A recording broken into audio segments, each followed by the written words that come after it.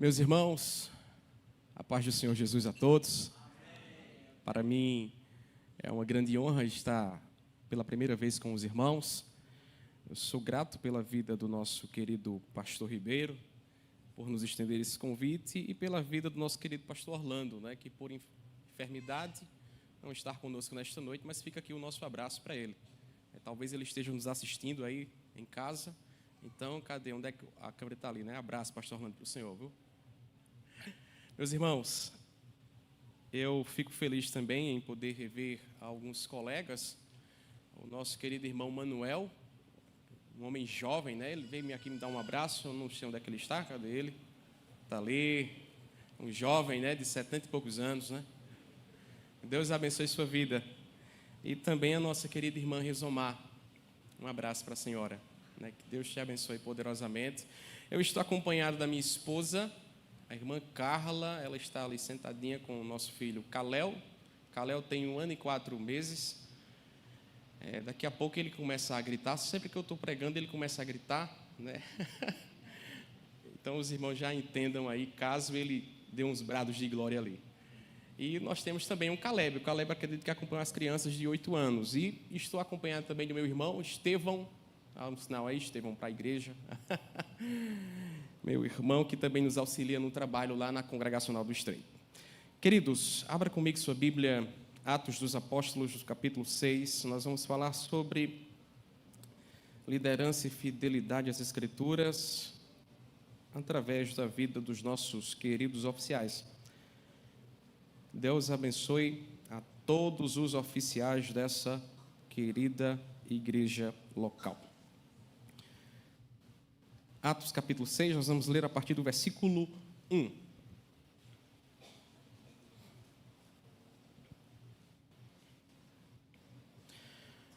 Diz assim a palavra do Senhor: Ora, naqueles dias, multiplicando-se o número dos discípulos, houve murmuração dos helenistas contra os hebreus, porque as viúvas deles estavam sendo esquecidas na distribuição diária. Então, os 12 convocaram a comunidade dos discípulos e disseram: não é razoável que nós abandonemos a palavra de Deus para servir às mesas. Mas, irmãos, escolhei dentre vós 7 homens de boa reputação, cheios do Espírito e de sabedoria, aos quais encarregaremos deste serviço. E quanto a nós, nos consagraremos à oração e ao ministério da palavra. O parecer agradou a toda a comunidade, e elegeram Estevão, homem cheio de fé e do Espírito Santo, Filipe, Prócoro, Nicanor, Timão, Pármenas e Nicolau, prosélito de Antioquia. Apresentaram-nos perante os apóstolos e estes, orando, lhe impuseram as mãos. Crescia a palavra de Deus e em Jerusalém se multiplicava o número dos discípulos. Também muitíssimos sacerdotes obedeciam à fé. Diga amém. Amém. Queridos, os irmãos oraram pela minha vida e eu gostaria de orar pelos irmãos. Feche seus olhos mais uma vez. Pai, nós te oramos no nome de Jesus e reconhecendo, Senhor, que o homem natural, ele não compreende as coisas do Espírito, porque elas se discernem espiritualmente. Então rogamos, ó Deus, reconhecendo nossa finitude, a nossa dificuldade de entendimento, nós rogamos ao poder do Seu Espírito Santo que nos traga luz à mente, fogo em nosso coração, na medida que o Seu nome seja exaltado e a Sua igreja seja edificada. Essa é a nossa oração no nome de Jesus. Meus irmãos, eu gostaria de começar a caráter de introdução mencionando um fato que aconteceu cerca de uns 12, 13 anos atrás em uma igreja irmã nossa. Eu não vou dizer o nome do local, nem o nome do pastor, para que depois os irmãos não fiquem procurando quem é, Mas eu queria compartilhar a história que aconteceu. Nessa determinada igreja, começou a surgirem umas crises, e nessa crise o pastor deixou a igreja local. Essa igreja passou cerca de 7 meses sem um pastor assumindo a sua titularidade. Sempre eram oficiais que estavam ali prestando assistência, e essa assistência geralmente entristecia os irmãos, porque os irmãos queriam um pastor. Devido à falta de pastor, alguns irmãos começaram a conversar entre si e dizer assim: olha, vamos embora, não temos condições de permanecer nessa igreja sem pastor. Então saíram alguns irmãos. A falta de pastor também ocasionou no florescimento de alguns pecados dentro da igreja, já que não tinha pastor para tratar a vida das ovelhas. Então, alguns pecados começaram a florescer no seio da igreja e começou a contaminar algumas famílias, alguns jovens casais que começaram a adentrar e mergulhar num poço profundo de pecado. De repente, olham-se para essa igreja e deparam-se com uma igreja fracassada. A maioria dos membros já foram embora, permaneceram ali umas 3 famílias, de uma igreja que tinha mais de 100 pessoas. E um pastor de uma outra cidade toma conhecimento do que está acontecendo naquela igreja. Tomando conhecimento, ele ora ao Senhor, juntamente com a sua família, pede orientação ao pastor titular da sua igreja e diz assim: olha, se vocês quiserem, nós estamos à disposição para viajarmos para aquela cidade, morarmos lá e cuidarmos daquela igreja. Então, essa proposta foi acatada pela denominação, levaram um pastor para essa igreja, sua família, e o pastor chegou lá e começou a fazer aquele trabalho pastoral, visitar os irmãos que saíram, tentar tratar o problema que existiam dentro de algumas famílias dentro da igreja. E Deus abençoou o trabalho pastoral e começou a trazer aqueles que estavam em outras igrejas de volta. Alguns que haviam se desviado também se voltaram para a igreja, e alguns casamentos que estavam ali à beira de um divórcio foram sarados pelo Senhor. Então, aquela igreja que outrora fracassada havia sido restaurada por Deus através daquela família pastoral. E aí passam-se alguns anos, o pastor já era avançado em idade, o pastor começou a ficar cansado. Ele não tinha mais o mesmo gás de quando ele chegou. Então, a fadiga pastoral começou a refletir também no seio da igreja. E aquela igreja que já estava cismada começou a dizer: olha, o pastor já está cansado. E aí uma irmã que era muito influente no meio da igreja disse assim: olha, a gente tem que tomar uma decisão rápida antes de que aconteça o que já aconteceu conosco. Então, vamos tirar esse pastor antes que ele decida sair de repente e a gente não sabe mais o que fazer. E aí comunicaram a denominação, chamaram o conselho de pastores da denominação e disseram assim: olha, a gente não quer mais aquele pastor porque ele está cansado, e esse cansaço pode prejudicar a nossa igreja. E o presidente do conselho de pastores disse assim: mas irmã, vocês têm certeza que vocês querem tirar o seu pastor? Qual foi o pecado que ele cometeu? Não, pastor, não cometeu nenhum pecado não, mas a gente está vendo que ele está um pouco devagar e a gente não quer, porque já aconteceu um problema conosco e a gente não quer outro. E aí tiveram que marcar, por conta da que a Assembleia é soberana, tiveram que marcar uma assembleia, e naquela assembleia estava a família do pastor, que já estava triste pela situação, descobrindo que os irmãos queriam tirá-los, deixou aquela família mais triste ainda. E aí o final eu conto também no final do sermão. Eu queria chamar a atenção de vocês para o texto que nós lemos. E a partir de Atos capítulo 6, eu queria trazer algumas aplicações sobre essa breve história que eu tenho contado e também algo que possa contribuir na vida devocional dos irmãos, no dia a dia dos irmãos e na vida da igreja local. Queridos, Atos dos Apóstolos é um livro que relata especificamente ali 30 a 35 anos da história da igreja após a ascensão de Cristo. É interessante que do capítulo 1 ao capítulo 5 de Atos dos Apóstolos, nós temos Lucas relatando como foi o crescimento, a expansão do Evangelho nos primeiros anos da igreja e como esse crescimento, a partir dessa expansão, algumas crises já começaram a surgir naquela primeira igreja em Jerusalém. Quando nós vamos para o capítulo 6, a gente vê como essa crise ela é gerada no contexto da igreja local.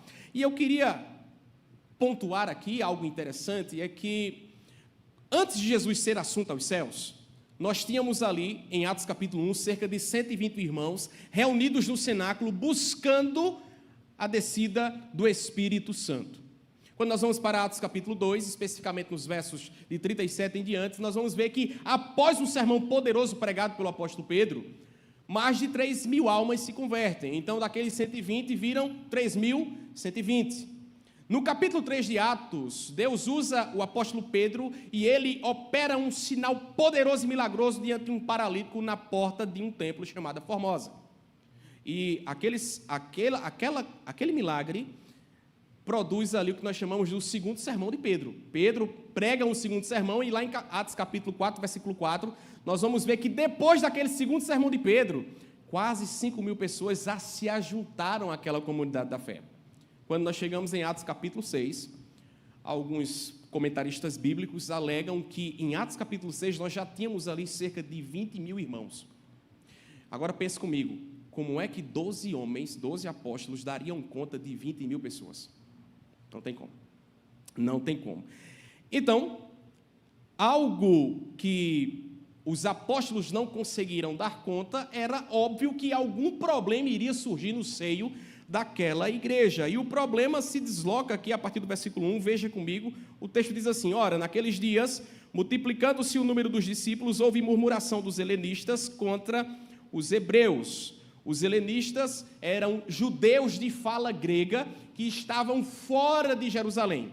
Os hebreus eram os judeus que, de alguma maneira, conseguiram conservar a língua hebraica do seu povo. Então, os judeus de Jerusalém eram conhecidos como hebreus e os de fora de Jerusalém eram conhecidos como helenistas.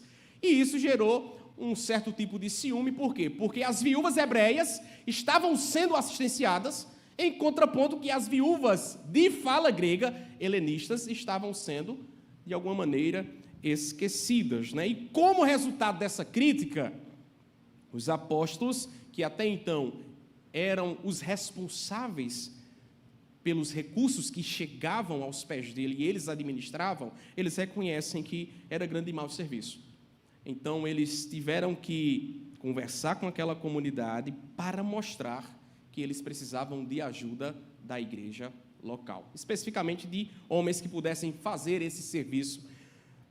Em contraponto, eles se dedicariam à oração e à palavra. Então, com base nessa introdução, eu queria pregar brevemente sobre a importância dos oficiais em tempos de crise na igreja local.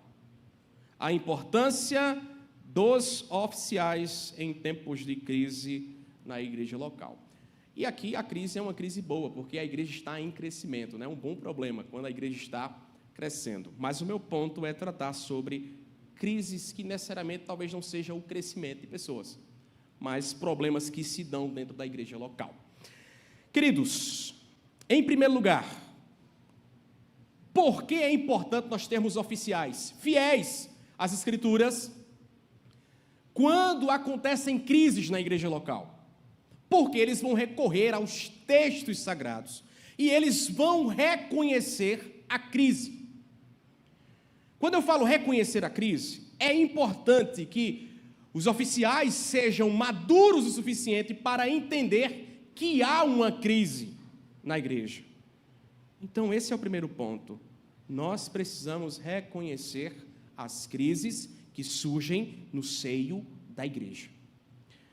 Nós não podemos nos esconder da crise. A crítica que foram feitas pelos helenistas tinha um alvo, e o alvo era os apóstolos. O alvo era a liderança da igreja. Então, ser criticado não é um mal em si mesmo. O mal está em como nós lidamos com a crítica.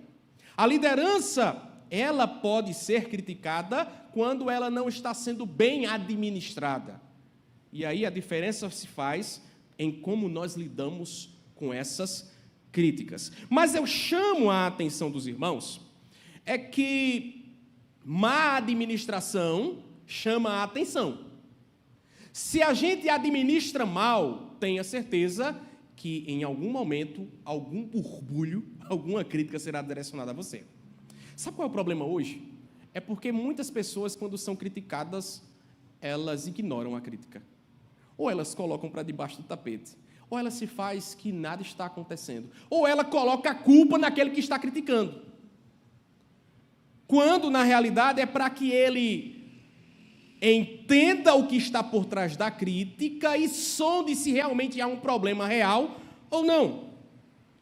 Isso não quer dizer que a autoridade está sendo diminuída porque ela está sendo criticada, mas é para que ela abra os olhos e entenda como está administrando a igreja local. E é interessante, irmãos, que os apóstolos dizem assim: olha, é verdade, nós não conseguimos dar conta.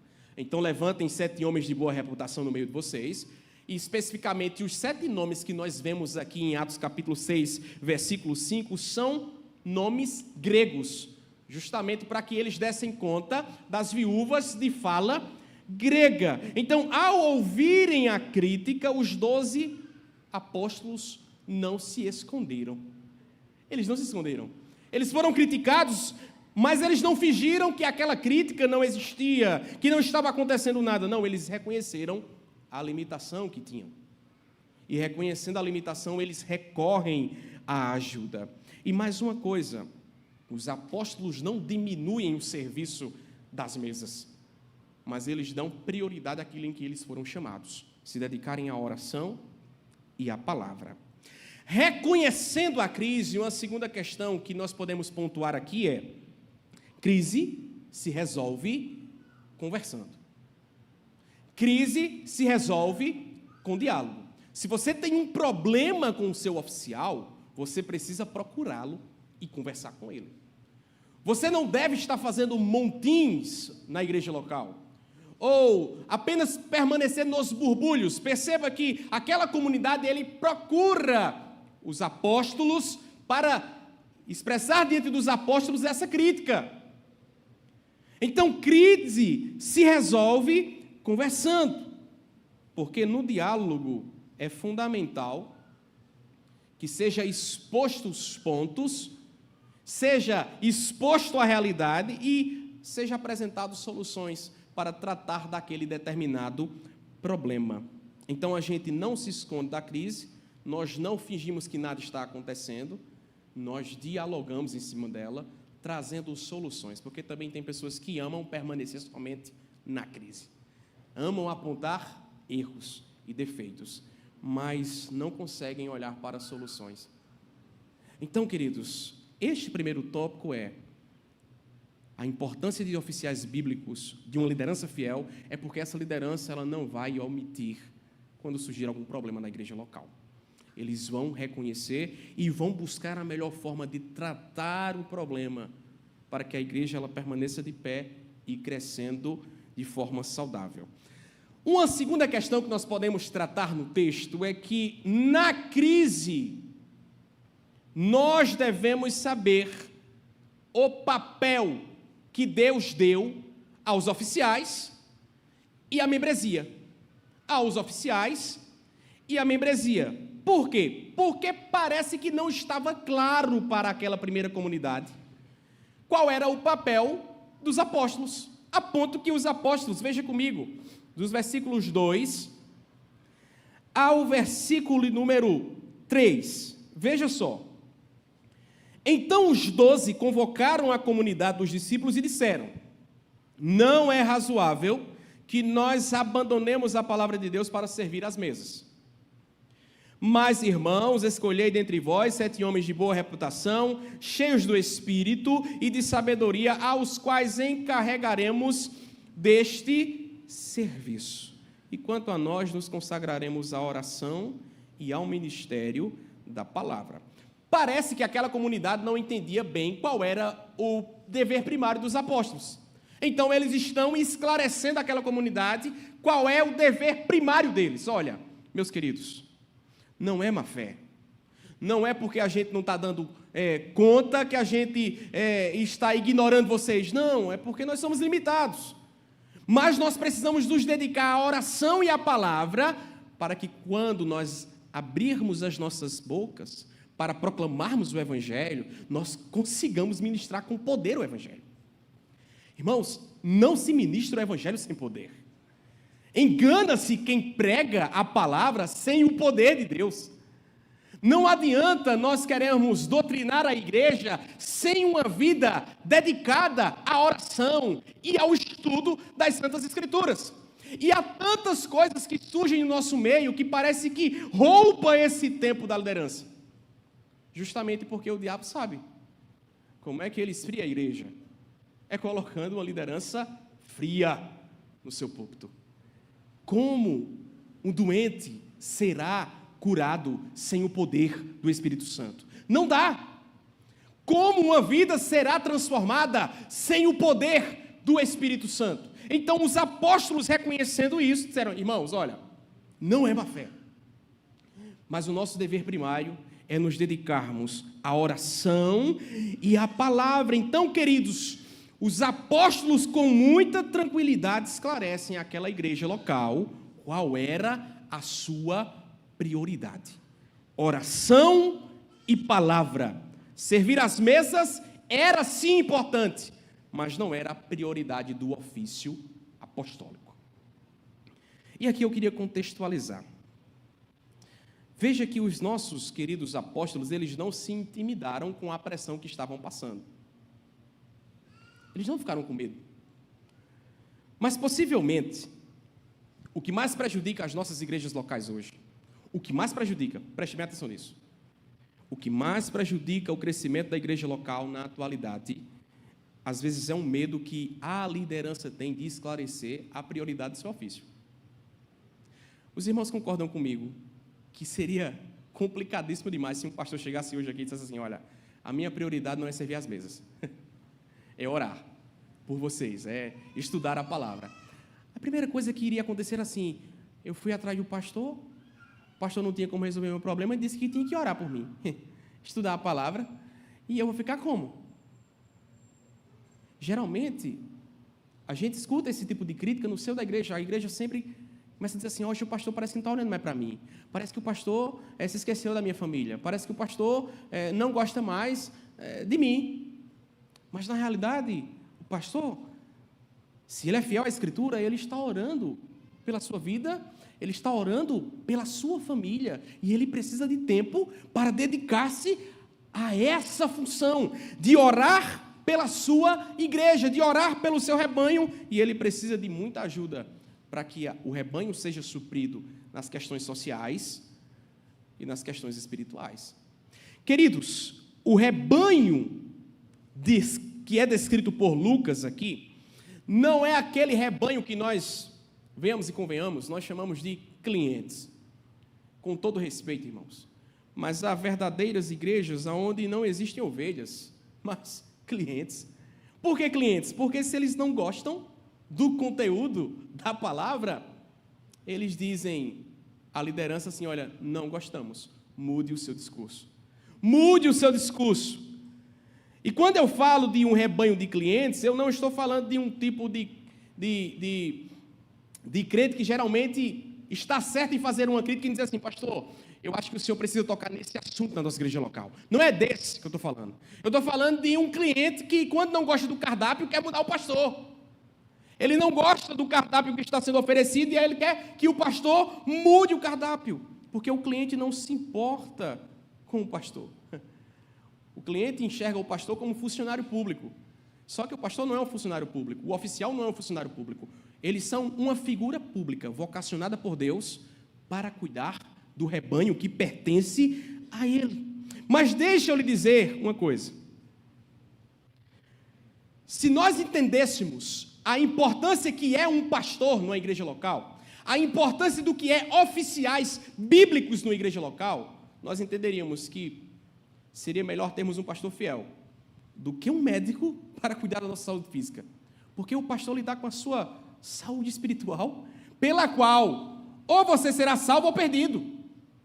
Então, se você leva em consideração a sua vida espiritual, você precisa ajudar o seu pastor para que ele esteja bem, ajudar os seus oficiais, para que eles estejam estimulados para servir bem a igreja local. Especificamente no papel dos apóstolos, os apóstolos passam as chaves para os presbíteros, que são os pastores das igrejas locais, em decorrer de todo o Novo Testamento. E eu queria abrir pelo menos 2 textos aqui com os irmãos, para nós entendermos a importância de um pastor fiel numa igreja local. Abra comigo Hebreus, capítulo 13, versículo 17.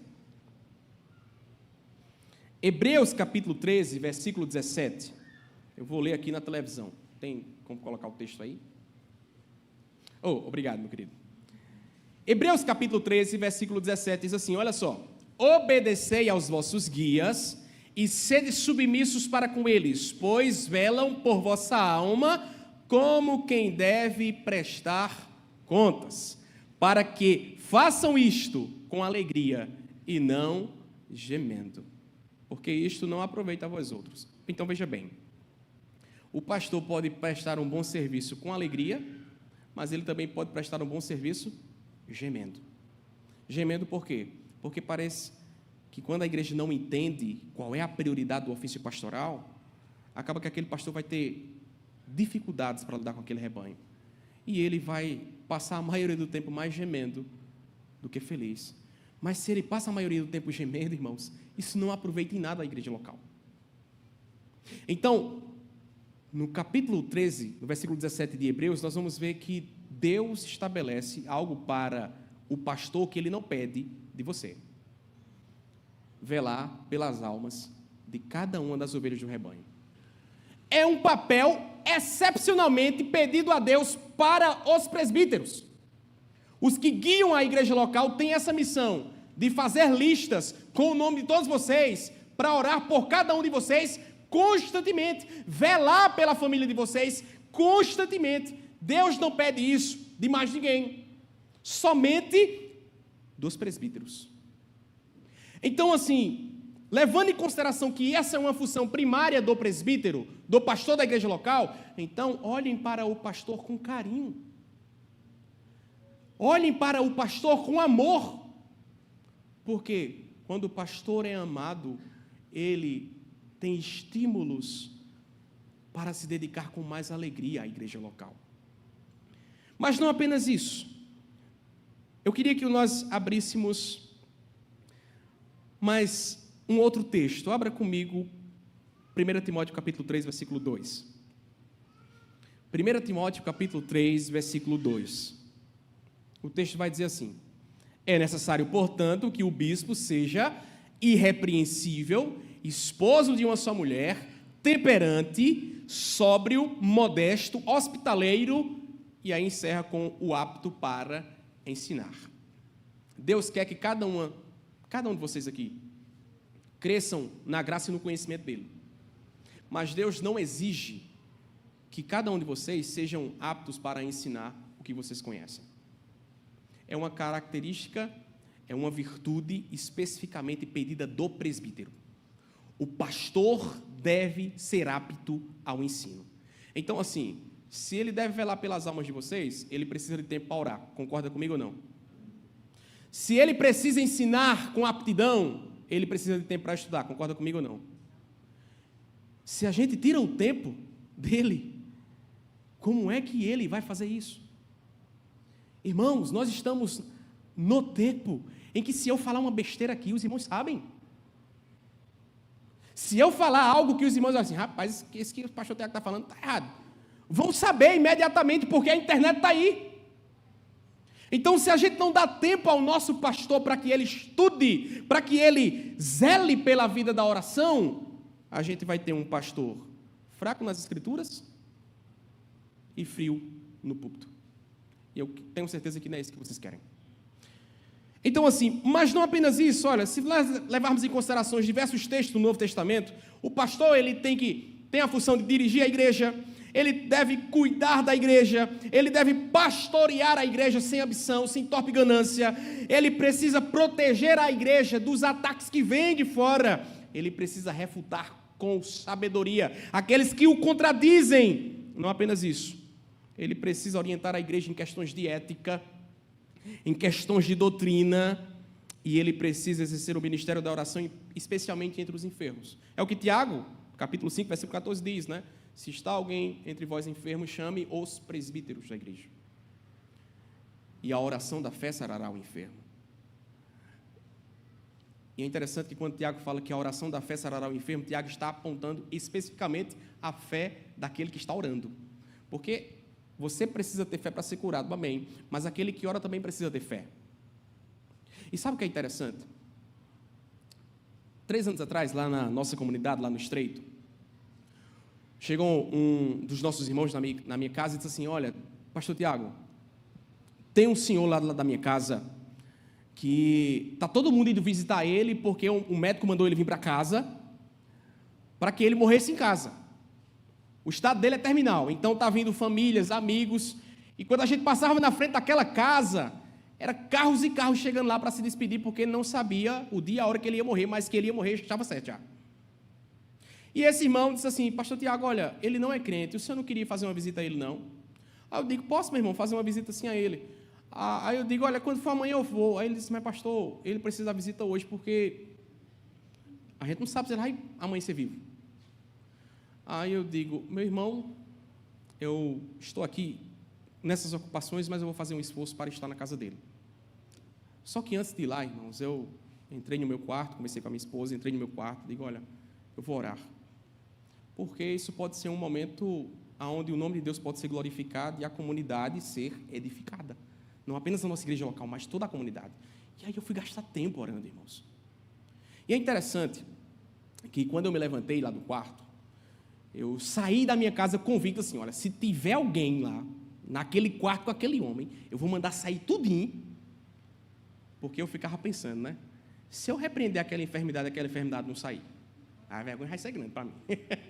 Então, se tiver alguém lá, eu mando sair tudinho, porque onde está o incrédulo, meu irmão, a gente fica logo com vergonha. Então, fui caminhando para a casa daquele senhor, juntamente com meu pai. Cheguei naquela casa, tinha 3 amigos daquele senhor, e estavam dentro do quarto. E aí eu fiquei com vergonha de mandar eles sair. Eu não consegui olhar para eles assim: saiam daqui. Eram ímpios. E antes de eu orar por ele, eu fui pregar o evangelho para ele. E na medida que eu estava pregando, o Senhor me trouxe alguns insights na mente. E quando trouxe esses insights, eu olhei para aquele senhor e eu disse assim: olha, Deus lhe deu 2 oportunidades. Quando o senhor estava à beira da morte, outras 2 vezes, eu não sabia daquilo, irmãos. Deus me revelou na hora lá. Eu não sabia. E eu disse assim: olha, Deus lhe deu 2 oportunidades para que o senhor se arrependesse. E o senhor disse que se saísse dessa situação, o senhor ia testemunhar lá na igreja que quem lhe curou foi o senhor. E o senhor não foi. E aquele senhor começou a chorar na minha frente. E aqueles amigos começaram a ficar surpresos. E de repente o senhor me toma com poder e eu olho para aquele senhor e digo assim: olha, mas o senhor vai te dar uma 3ª oportunidade. Eu coloquei a mão na cabeça dele, aquele homem que estava em estado terminal, irmãos. E eu digo: no nome de Jesus, saia a enfermidade, saia estado terminal, saia. Irmãos, e eu fui embora para casa. E quando foi no outro dia, aquele homem estava de pé. O homem estava de pé. Corre o irmão lá na minha casa e diz assim: pastor, aquele homem se levantou. Eu digo: louvado seja o nome do nosso Deus, porque aonde há poder, há ressurreição. Aonde há poder, há milagre. Mas poder, irmãos, nós precisamos orar. O que nós precisamos cobrar dos nossos pastores é: pastor, o senhor está andando muito. Se o senhor está andando muito, eu vou ler que o senhor não está orando pouco. Ore mais, pastor. Busque mais a presença de Deus. Busque mais estudar e crescer em conhecimento. Mas parece que essas funções que são primárias na vida pastoral estão sendo sucumbidas por funções secundárias. Porque hoje, talvez isso não aconteça aqui na Diamantina, mas se você for numa igrejinha local pequenininha, você vai ver que o pastor lá é o zelador da igreja. O pastor é o que abre e fecha a igreja. O pastor é o que tira a telha e coloca a telha. É o pastor que lava os banheiros. É o pastor que esfrega o chão. é o pastor que faz o sopão. Tudo é o pastor. Tudo é o pastor. E sobra tempo para quê? Não sobra tempo para nada. E se o pastor toca violão, meu irmão, aí a igreja quer aprender violão com quem? Com o pastor. É o pastor que tem que ensinar violão, tocar pandeiro, fazer o gesto da coreografia. Tudo é o pastor. Tudo é o pastor, irmãos. Dá aula de piano, guitarra, bateria. Fala com o pastor, que o pastor sabe. Fale com ele. Mas estas coisas, elas não são menos importantes. Elas são importantes. Precisa ter na igreja local. Mas não é a prioridade do ofício pastoral. Se você vê seu pastor sobrecarregado, você tem que dizer assim: Senhor, use-me. Use-me, Senhor. Senhor, dê-me os dotes necessários para auxiliar a minha igreja, para que o pastor tenha tempo para se dedicar a Ti, tão somente ao Senhor. A igreja precisa abrir o seu coração para a prioridade do ofício pastoral. Mas, em segundo lugar, a Bíblia não apenas descreve, o papel do presbítero ou dos apóstolos, que representam a liderança, presbíteros e pastores da igreja local. A igreja também tem o seu papel, e é descrito pelos apóstolos. Veja só, eles não trouxeram um problema. As viúvas helenistas estão sendo esquecidas, certo? O que é que eles fazem? Veja o versículo 2, diz assim: então os 12 convocaram a comunidade dos discípulos e disseram: não é razoável que nós abandonemos a palavra de Deus para servir às mesas. Então, eles fazem uma convocação àquela igreja local. E eles dedicam uma responsabilidade àquela igreja local. O primeiro papel da membresia de uma igreja local, nesse relacionamento com os oficiais, irmãos, papel da membresia, participar das assembleias administrativas da igreja local. Porque é muito fácil a gente dizer assim: porque a nossa igreja está com esse problema, o pastor não resolve. Aí quando tem um dia de resolver, você não vem. Você só consegue falar lá de fora. Você precisa ter um ponto e uma solução para esse ponto e trazer para uma assembleia administrativa. Nós sabemos que o poder reside no seio da congregação, não necessariamente numa assembleia específica, mas aonde está a congregação do povo do Senhor reunida. Hoje nós temos uma assembleia porque nós entendemos que, do ponto de vista administrativo, é melhor tratar problemas específicos em uma assembleia específica. Então, assim, no dia da assembleia, quando o pastor convocar, quando a liderança convocar a comunidade, venha, mas venha disposto não apenas a apontar problemas, mas também buscar soluções para o problema. Então, esse é o primeiro papel, porque uns dizem assim, eu não sei se alguém aqui diz isso: eu não gosto da assembleia. Eu não gosto. Quando o pastor diz: a assembleia é tal dia, eu não vou. Né? Eu não posso nem dizer porque está gravado aqui, né? O irmão vai me assistir e vai... Mas, enfim, alguém diz assim, alguém diz assim: pastor, quando for na assembleia, toque nesse assunto. Eu digo: por que você não toca? Não, porque eu não vou não, pastor. Então, eu não vou tocar. Não vou tocar, você tem que estar presente na assembleia. Um outro papel da membresia, irmãos, é a submissão à orientação pastoral, quando esta for bíblica. Se não for bíblica, nós temos todo o direito de discordar. Mas se ela é bíblica, então nós precisamos acatar. Quando é bíblica, não é questão de gosto. Porque tem gente que diz assim: é bíblica, mas eu não gostei. Mas não é gosto, irmãos. É se é bíblico ou não. Então, a solução que os apóstolos dão é qual? Vamos nos reunir e procurem dentre vocês 7 homens. E eles dão as virtudes. Olha, esses homens não é qualquer homem, não. São homens de boa reputação, cheios do Espírito Santo e cheios de sabedoria. Sabedoria para quê? Para administrar bem os recursos. Cheio do Espírito Santo para quê? Para discernimento, irmãos, na distribuição dos recursos. Então, assim, eles dão as virtudes. É interessante que esse conselho apostólico se assemelha muito ao conselho de Jétro, né? A Moisés, lá em Êxodo, quando Jétro olha para Moisés e diz assim: Moisés, desse jeito vai perecer tu e o povo. Tu cuidando de tudo sozinho não dá. Levanta homens aí, homens de verdade, para te ajudar nesse trabalho aí, meu irmão. E aí Moisés vai lá e acata o conselho de Jétro, né? Da mesma forma, os apóstolos estão dizendo assim, olha, sejam homens cheios de sabedoria, homens de verdade, não é qualquer homem. São homens separados para esse determinado ofício. Então, aquela comunidade escutou o conselho e abraçou o conselho. Eles não disseram assim, a gente não gostou disso, não. Não, eles abraçaram porque era um conselho bíblico que vinha de Deus.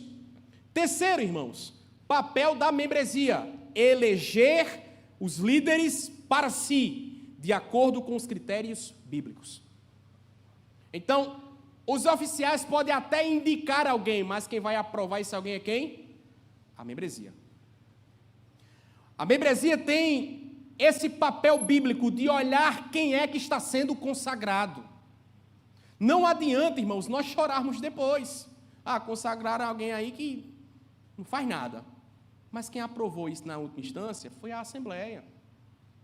Tá certo? Foi a Assembleia. Então, o papel da Assembleia, da membresia da igreja, conhecer bem as virtudes de alguém para depois dar o seu voto. E o pastor precisa esclarecer isso à Assembleia. Ensinar a Assembleia a tomar boas decisões. Para que a gente não venha com aquela, irmãos, eu sei que é com sinceridade, muitas vezes, né, que a gente faz isso. Vamos dizer assim, olha, eu vou chamar fulano para pregar aqui, mas é por consideração. Ele não sabe pregar muito bem não, mas é por consideração a ele a gente coloca. Aí fulano fala uma besteira do tamanho do mundo aqui, e depois para a gente resolver esse problema. Não é por consideração, irmão. Se fosse por consideração, Deus diz assim, não, por consideração coloca fulano. Não. Isso não quer dizer que você tem que olhar somente para aquele que tem virtudes evidentes, o cara é formado nisso, naquilo. Não. Não. Ele é cheio do Espírito Santo, é um homem sábio, é um homem de verdade, é um homem de caráter, boa reputação, precisa ser formado em direito, precisa ser formado em administração, precisa ser cheio de Deus, irmãos.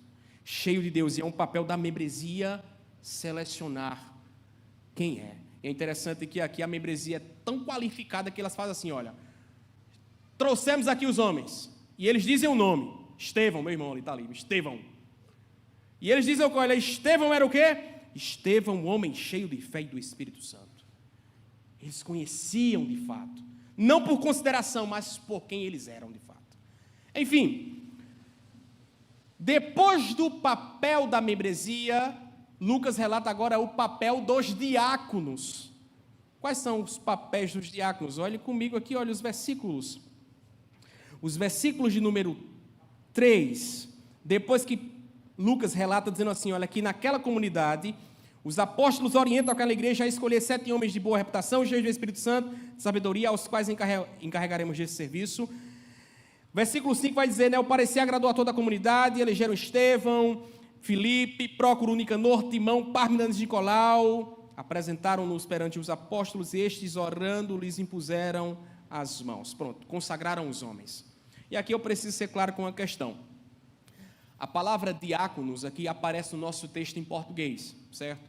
Mas no texto grego, aonde fora escrita o Novo Testamento, aparece a palavra serviço, aparece a palavra diaconoi, trazendo a ideia de serviço, porque o termo técnico diácono só aparece em Filipenses capítulo 1, versículo 1, e em 1 Timóteo capítulo 3, de versículo 1 em diante. Todavia, nós temos um modelo aqui de homens que serviriam como estrutura base para os futuros diáconos, aqueles que serviriam nas limitações dos presbíteros. Então, assim, aqui há algumas qualificações para o diaconato. Eu não sei quem é diácono aqui, mas especificamente essa parte do papel é especificamente para vocês, diáconos. Veja bem, o primeiro papel dos diáconos é conter a murmuração dos irmãos. Por quê? Eles foram chamados para suprir uma necessidade que os apóstolos não conseguiriam demandar. E porque eles não conseguiam, estava tendo murmuração entre a igreja. Os diáconos surgem para que essa murmuração pare. Diácono é para conter murmuração, não para compor a murmuração. Vem a murmuração, o diácono vai lá, vocês estão certos mesmo. É o pastor que está errado. Não, o diácono tem o papel de conter essa murmuração. Segundo, os diáconos precisam auxiliar, de acordo com o texto, versículo 1, auxiliar aqueles que estão esquecidos. Especificamente aqui eram as viúvas que estavam sendo esquecidas. Então, diácono, se você percebeu que o pastor está dando menos atenção a uma família da igreja, tome a dianteira. Vá lá, auxilie o pastor. É seu papel, auxiliar aqueles que estão sendo esquecidos. Não deixá-los no esquecimento. Terceiro, irmãos, o papel do diácono é dar tempo para que o pastor se dedique à oração e à palavra. É para isso que eles estão sendo chamados.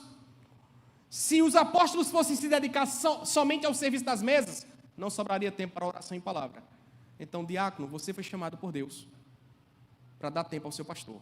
Serviço das mesas, diga assim, pastor Orlando é conosco. Pastor Orlando, é para a gente ir aonde?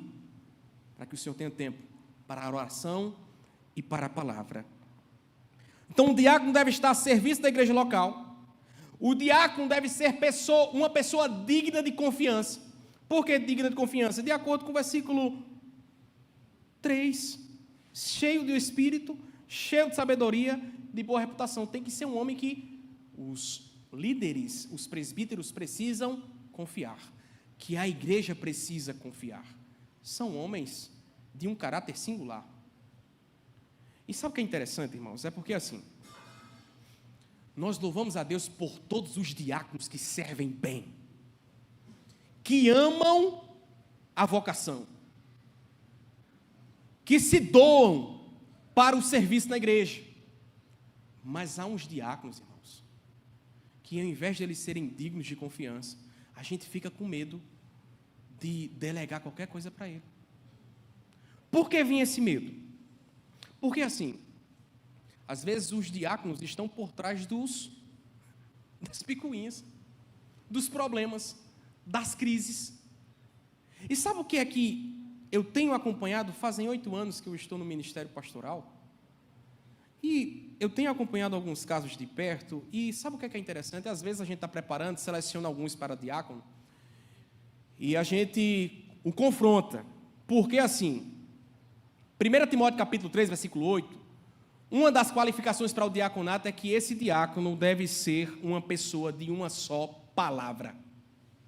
Diácono deve ser de uma só palavra. Ele não é dúbio no falar. Não tem uma mente dupla, uma vida dupla. Não, ele é de uma só palavra. Aí a gente diz assim, irmão, você tem condições de exercer esse ofício? Tenho, pastor. Tem mesmo, irmão? Tenho, pastor. Tem. Aí ele é consagrado. Aprovado na Assembleia, a gente consagra ele. Aí, no primeiro mês, ele serviu muito bem. Quando é no segundo mês, ele começa a falhar na escala. Ele começa a deixar de lado os trabalhos. Porque o diácono é aquele que serve além do propósito. Aí ele começa a faltar os cultos. Aí não vem no meio de semana. Aí não vem na escola bíblica mais. Acabou o fervor. Aí quando a gente vai falar com ele, ô meu irmão, o que é que está acontecendo? Né? Você é um diácono, você precisa ser um modelo para o rebanho. Aí ele olha para mim e diz assim, ó, pastor, eu trabalho. Eu digo, oxê, e eu não trabalho não? Pastor, eu tenho que sustentar minha família. Eu digo, mas meu irmão, mas se você servir bem ao Senhor, não vai faltar sustento para a sua família não. Mas no final das contas, eles ficam com raiva de quem o consagrou, porque a gente está pedindo tão somente que ele exerça o ofício que ele aceitou. E ele disse que seria de uma só palavra, mas de repente ele mudou. Mas para um diácono que pensa assim, algumas verdades precisam ser ditas. Primeira verdade, irmãos, quando Deus estabeleceu o ofício de diácono, ele sabia que os homens tinham que trabalhar. Sabia ou não? Sabia. E mesmo assim ele foi lá e estabeleceu o ofício. Se Deus estabeleceu um ofício a um homem que deve trabalhar, então é porque ele sabe que dá para trabalhar e exercer o ofício. Deus não ia sobrecarregar ninguém. Segunda verdade, irmãos, trabalhar é um mandato cultural. Deus deu esse mandato cultural a Adão desde a criação do mundo, então todos devem trabalhar, labutar. Quando nós nos queixamos dizendo assim, não dá para mim servir não, porque eu trabalho. O que você está dizendo beira a blasfêmia, porque você está dizendo que Deus não é sábio o suficiente para estabelecer ofícios na sua igreja. E Deus, irmãos, como diz as Escrituras, seja Deus verdadeiro e todo homem mentiroso. Mas o nosso Deus, Ele não erra em estabelecer ofícios para homens que trabalham. Ele não erra. Uma terceira verdade: o trabalho nunca impediu nenhum personagem bíblico de servir ao Senhor com alegria. Mesmo Paulo, quando não tinha condições, ele fazia as suas tendas, lá em Atos capítulo 18, na cidade de Corinto, até o ponto em que ele teve condições de servir integralmente. Então, nenhum trabalho impede ninguém de servir ao Senhor. Nenhum. Então, o diácono que trabalha nessa metodologia, eu não vou servir à altura do ofício porque eu trabalho, é melhor você procurar a sua liderança e dizer assim: não dá para mim, eu não fui chamado para isso, mas que dá para servir, dá. Questão, queridos, certa vez um diácono disse assim: olha, eu não estou indo aos cultos de semana, porque os cultos de semana estão ultrapassados. Pois é, irmãos, é dessa que a gente escuta. E eu disse assim: meu irmão, talvez quem esteja ultrapassado é o Senhor. Quem esteja ultrapassado é o Senhor. Queridos, nós precisamos ser zelosos com aquilo que o Senhor deu em nossas mãos. Se você é chamado para isso, não faça isso relaxadamente. Enfim, terceiro e último tópico: quais são os efeitos da crise resolvida? Porque quando a crise se levanta, vem uma solução bíblica, logo os efeitos são imediatos, que trazem produtividade, crescimento e saúde à igreja local. Nós vamos ver aqui alguns efeitos. Veja comigo, Atos capítulo 6 e 7. Apresentaram-nos perante os apóstolos, e estes, orando, lhes impuseram as mãos. Crescia a palavra de Deus, e em Jerusalém se multiplicava o número dos discípulos. Também muitíssimos sacerdotes obedeciam à fé. Está aqui, irmãos, os efeitos de uma crise resolvida no poder do Espírito Santo. Olha só, primeiro efeito da crise: crescimento. A crise foi resolvida, logo se deu o crescimento.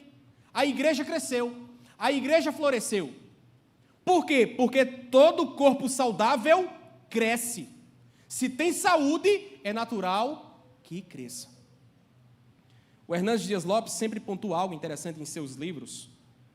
Geralmente ele repete essas frases. E ele diz assim: quando alguém pergunta, o que é que nós devemos fazer para a igreja voltar a crescer? Ele diz assim: essa pergunta está errada.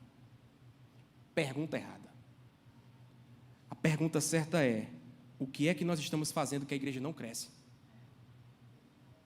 Porque é natural que um corpo saudável cresça. Segundo lugar, um outro efeito é que não apenas crescem números a igreja, mas o poder da palavra é nítido. A palavra se espalha com mais eficácia. É como nós vemos aqui. Crescia a palavra de Deus em Jerusalém, além daquilo que nós já mencionamos, que se multiplicava o número dos discípulos. Então a palavra cresce.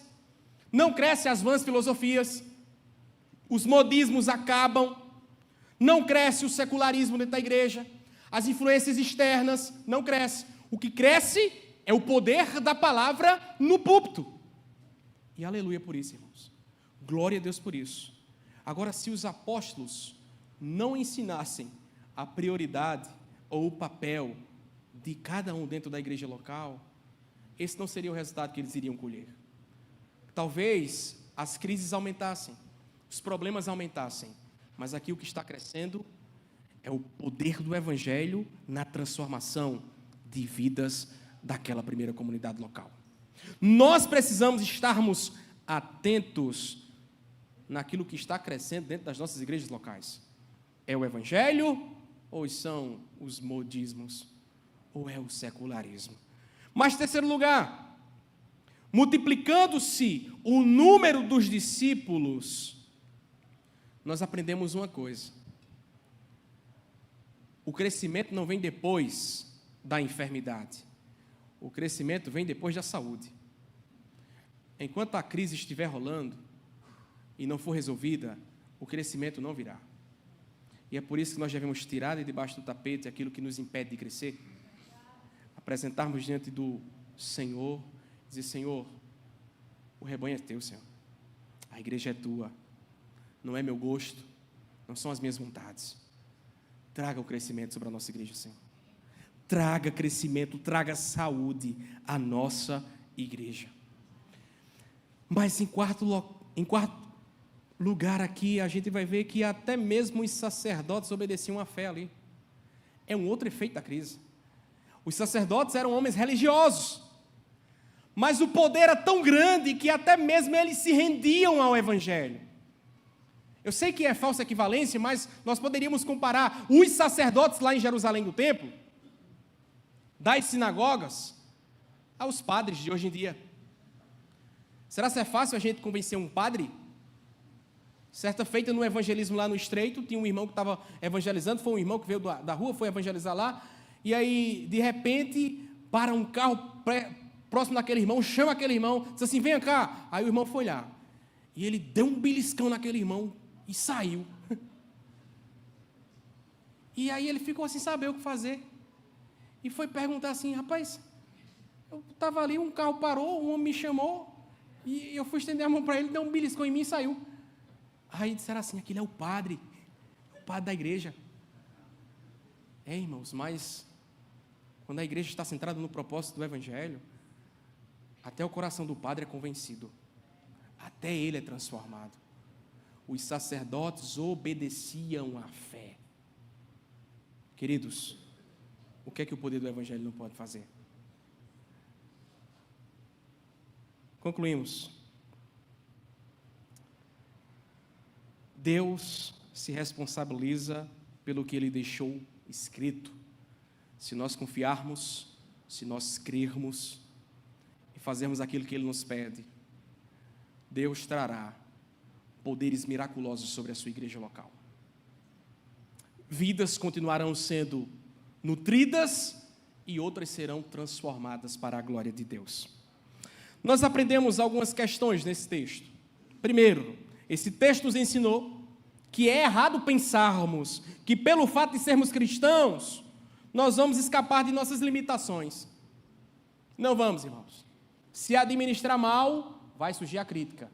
Então, para que não administre mal, delegue funções.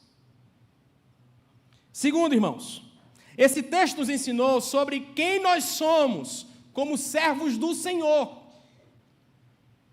Cada qual com seu papel, que deve ser zelado e obedecido. Caminhando juntos, igreja local, membresia e liderança. Liderança e membresia apesar dos nossos gostos e diferenças. O que nos importa essencialmente é que Deus seja engrandecido, não as minhas vontades. E aprendemos também que o crescimento sadio da igreja parte do esvaziamento do nosso orgulho, do nosso ego. Porque às vezes o nosso ego quer sobressair, né? Estão apontando o dedo para a gente diz: não vou nem ver, fazer que não estou nem vendo. Não, irmãos. O orgulho vai ficar clamando dentro de você assim: olha, na moral não, dê ouvidos não. Mas o Espírito Santo, que nos dá a consciência divina, vai dizer assim: não, vamos tratar esse problema. Vamos andar em comunhão. Como diz o louvor, né? Recebi um novo coração do Pai. Um coração regenerado, um coração transformado. E lá no refrão diz assim: eu preciso de ti, querido irmão.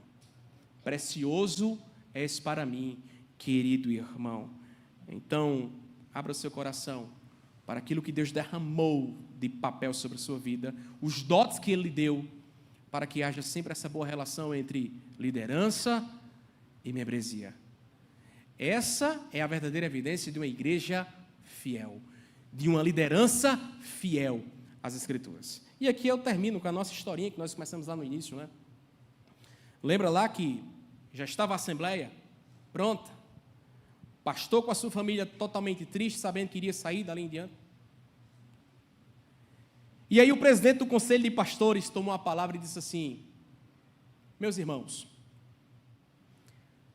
quem estava aqui 13 anos atrás, quando essa família soube do problema de vocês, e eles se mudaram, e vieram para cá. Aí alguns irmãos disseram assim: eu estava, pastor. Eu também estava, pastor. Amém. Quem foi que voltou para a igreja depois que essa família chegou? Aí uma família se levantou lá e disse assim: a gente voltou, pastor. A outra se levantou e disse assim: a gente também voltou. Só mais uma pergunta. Qual foi o casamento que foi restaurado aqui depois que essa família chegou? E aí umas três famílias disseram assim: pastor, o pastor tratou o nosso caso e Deus restaurou o nosso lar.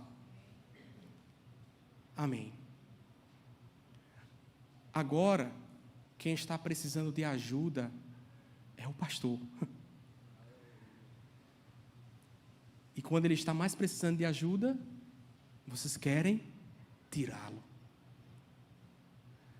Aquela irmã que encabeçou o processo de saída do pastor, se levantou, ninguém entendeu o que ela queria fazer, e ela andou até a esposa do pastor.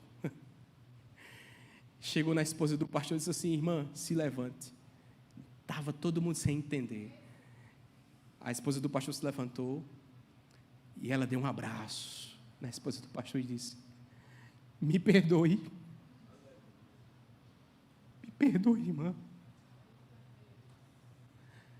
Irmãos, e Deus derramou um quebrantamento naquela igreja. Nós precisamos nos ajudar, irmãos. Se você costuma dizer: eu não sou super crente, o pastor também não é não. O pastor também precisa de ajuda. Aquela família foi abraçada. O pastor começou a chorar, que estava triste, angustiado. Os irmãos vieram até o pastor, abraçaram o pastor e disseram: pastor, nós vamos ajudar o Senhor. Nos perdoe, pastor. Nós vamos lhe ajudar.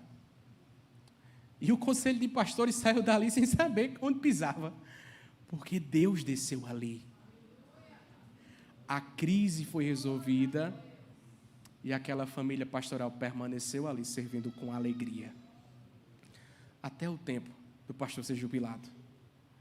Deus foi glorificado. A palavra crescia e o número de discípulos se multiplicava. É assim que Deus quer trabalhar em nosso coração, irmãos. Amem os seus oficiais. E os oficiais amem o rebanho do Senhor. Que Deus nos abençoe, meus irmãos.